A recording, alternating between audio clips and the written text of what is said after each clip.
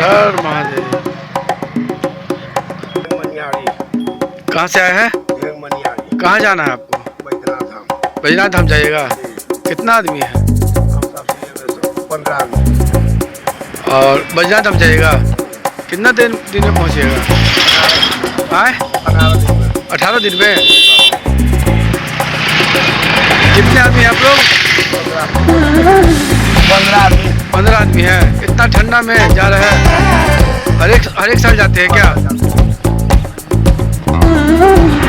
क्या नाम हुआ बाबा आपका?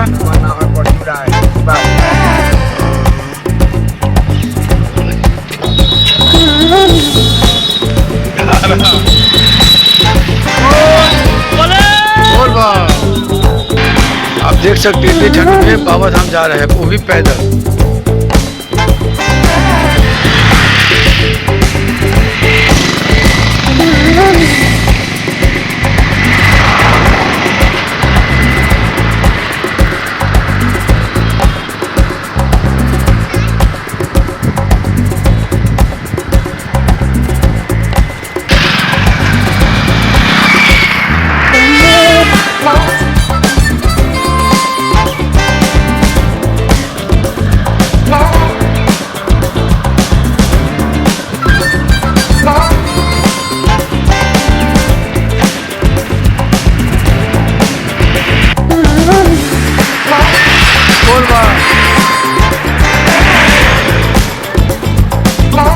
कहाँ से भी आए?